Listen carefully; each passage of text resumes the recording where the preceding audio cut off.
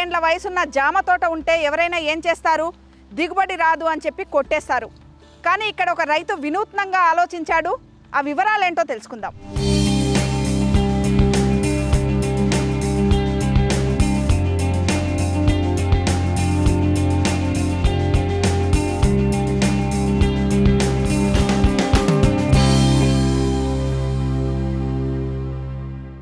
రంగారెడ్డి జిల్లా మహేశ్వరం మండలం సిరిగిరిపురంలో ఉన్నాము. 3.5 ఎకరాల జామ తోట ఇది. ఈ తోటను గత 25 సంవత్సరాలుగా మహబూబ్ బాషా గారు సంరక్షిస్తున్నారు. వీరి యజమాని హైదరాబాద్లో ఉంటారు. ఈ తోట మొత్తం వీరే చూసుకుంటారు. అయితే ఇక్కడ దాదాపు 40 సంవత్సరాల జామ తోట ఇదంతా కూడా. వీటన్నిటిని కూడా ఇక ఖాతా మొత్తం తగ్గిపోయింది, తీసేద్దాము అనే ఆలోచనకు వచ్చిన తరుణంలో ఒక వ్యవసాయ శాస్త్రవేత్త సూచన మేరకు వీరు ఒక కొత్త విధానాన్ని అవలంబించారు. అదేంటో వారి మాటల్లోనే విందాం. మహబూబ్ బాషా గారు నమస్కారం. నమస్కారం. చెప్పండి, మీ తోట ఎన్నేళ్ల తోట, ఎన్ని మొక్కలు? ఇది 40 సంవత్సరాల తోట. ఇది మాకు ఈ విత్తనం అలేబే సబేదా ఇది విత్తనం దొరకడం లేదు. అందువల్ల మేము వేసిన విత్తనం తెచ్చిన వేరేది విత్తనం వస్తుంది. ఇంకా విత్తనం దొరకడం లేదని చెప్పి కటింగ్ చేసినాము. 40 సంవత్సరాల చెట్టుని కటింగ్ చేసినాం. కటింగ్ చేస్తే ఈ లెక్కల చిగురు వచ్చింది. ఇట్లా ఖాతా వస్తుంది అని చెప్పి చేసినాం మేడం. అంటే ఎవరు మీకు ఈ సూచన అంతా ఇచ్చింది? మాకు ఒక డాక్టర్ సాబ్ వస్తాడు, ఆయన రిటైర్మెంట్ ఉన్నాడు, అగ్రికల్చర్ ఆఫీసర్ డాక్టర్. ఆయన సలహా తర్వాత ఆయన మాకు సలహా ఇచ్చి ఇట్లా చేసేసాం మేము. ఆయన సలహా ఇచ్చాడు, మాకు చేసేసాం. అంటే ఇది ఎట్లా మొదల వరకు నరకాలనా? మొదల వరకు కటింగ్ కోయాలా, నరకకూడదు. రంపం కోతతో కోయాలా, క్రాస్గా కోయాలా. మొద్దు కోస్తే చిగురు లాకలు వచ్చేస్తుంది. అంటే ఒకసారి రంపం కోతతో కోసినాక చాలా చిగుర్లు వస్తాయి. మరి ఎట్లా ఏ మండ ఉంచుకోవాలి? మనకు తగిన మండను ఎక్కువ సైజుగా చక్కగా వచ్చే మండని ఉంచుకున్నాలా. ఇక్కడ పండుకునే చక్కగా సొట్ట పోయే మండలు కటింగ్ చేసుకున్నాను. మనకి ఏ సైజు మండ మంచిగా ఉంటుందో ఆ మంచి మండని పెట్టుకున్నాలా. ఇప్పుడు ఇది కట్ చేసి ఎన్ని రోజులు అయింది? కట్ చేసి సంవత్సరం అయిపోయింది. ఇది సంవత్సరానికి మళ్ళీ ఖాతా వచ్చేసింది. అంటే ఎందుకని ఆ చెట్లు మరి కాయకపోయేదా? అంత పెద్ద పెద్ద చెట్లు చిన్న కాయ వచ్చేది, లావు కాయ వచ్చేది లేదు, చిన్నగా వచ్చేది, కాయ ఎక్కువ కాపు వచ్చేది లేదు. అందువల్ల కటింగ్ చేసేసినాం. ఇప్పుడు కటింగ్ చేసినాక ఎన్ని రోజులకు మళ్ళీ ఇట్లా ఖాతా వచ్చింది? మళ్ళీ సంవత్సరంలో ఖాతా వచ్చేస్తుంది. మొక్క పెరగడమే లేట్, దానికి ఎంబడే పూత వచ్చేస్తుంది, పూత పిందే వచ్చేస్తుంది.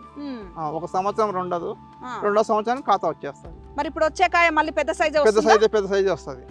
అది చూడండి, కాయ చూడండి మేడం ఎట్లా కట్ చేసినదే కదా, మొద్దు కింద కనపడతలేదు. అదే మొద్దు కింద కటింగ్ చేసినాము మేము.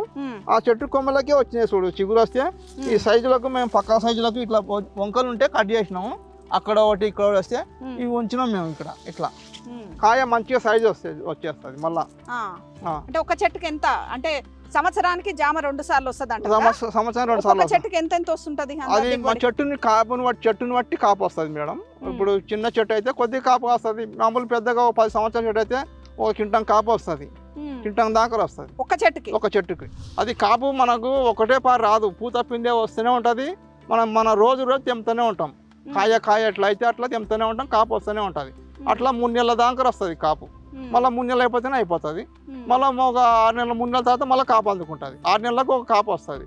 సంవత్సరం 2 కాపులు ఉంటుంది, 3 నెలలు ఉంటుంది కాపు. ఇప్పుడు సంవత్సరం చెట్టు అంటున్నారు కదా, ఇప్పుడు దీని నుంచి తీసిరా ఒక్క ఖాతన్నా? తీయలేదు. ఇప్పుడు కాపు వస్తుంది. ఇప్పుడు జనవరి డిసెంబర్ వస్తుంది కాపు. ఇది పిందె కాయ పట్టింది కదా మేడం. ఇప్పుడు ఇది అక్టోబర్ నెల వెళ్ళిపోతుంది. డిసెంబర్ నెలలో కాపు వచ్చేస్తుంది.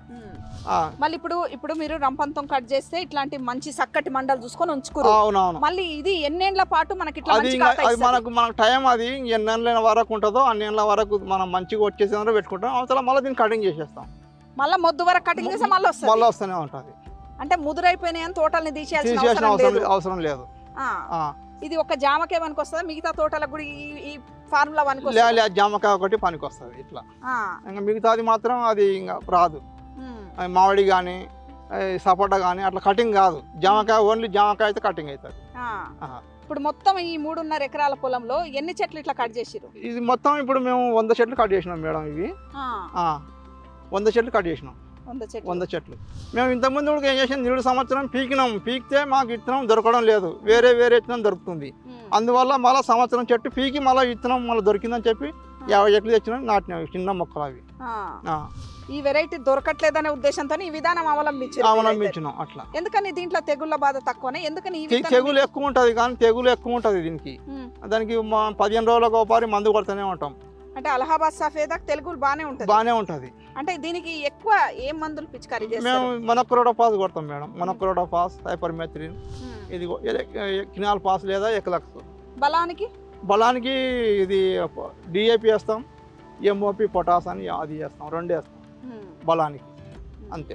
దయ్యరు మేకెరు వేస్తాం, సంవత్సరానికి ఒక పారి మేకెరు గొర్రెరు వేస్తాం. వేస్తారు.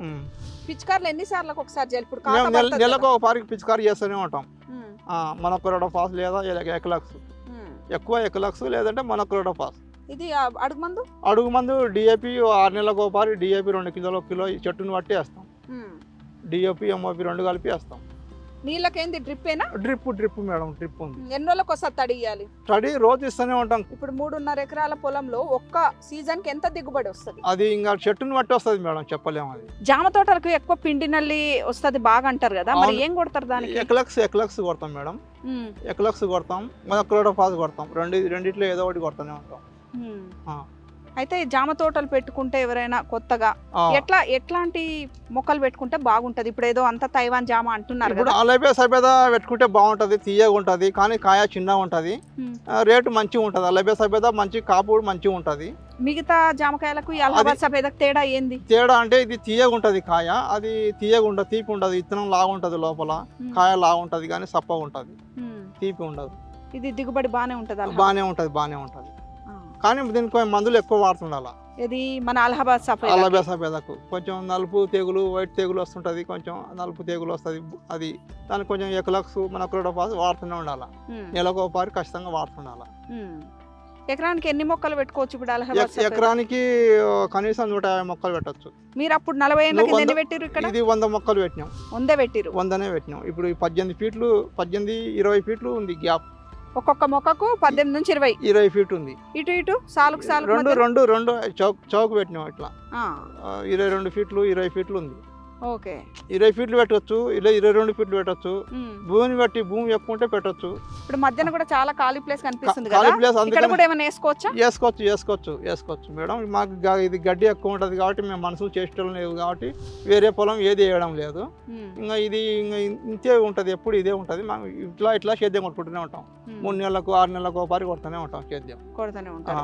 ఇప్పుడు 3.5 ఎకరాల పేరు మీద ఒక క్రాప్ కి ఎంత దిగుబడి వస్తుంది, ఎంత మిగులుబాటు ఉంటుంది?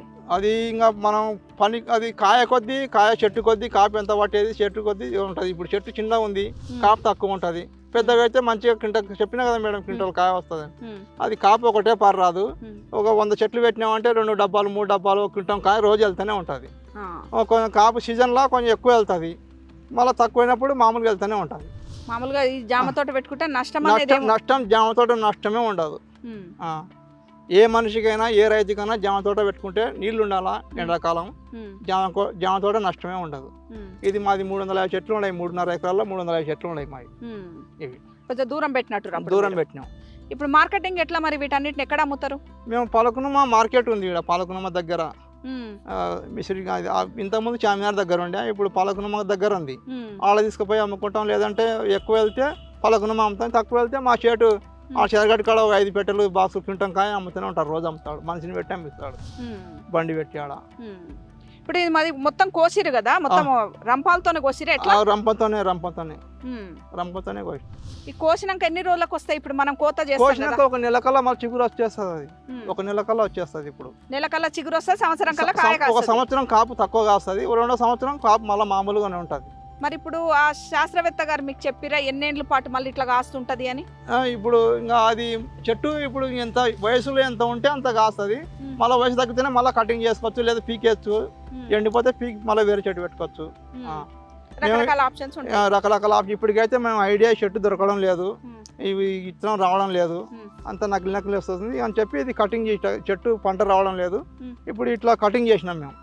ఇట్లా దీన్ని చూసుకొని కటింగ్ చేసినాం, దీన్ని దాన్ని అవతల చెట్టు ఉడక ఇట్లనే కటింగ్ అయింది. అట్లా చేసినాం మేము. మంచిగానే ఉంది madam. Thank you madam, thank you.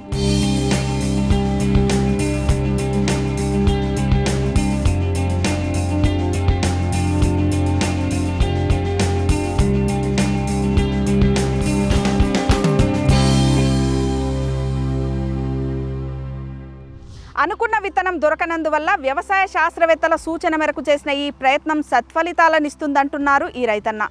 మరో రైతు అనుభవంతో మళ్ళీ కలుద్దాం. అంతవరకు సెలవు. నమస్కారం.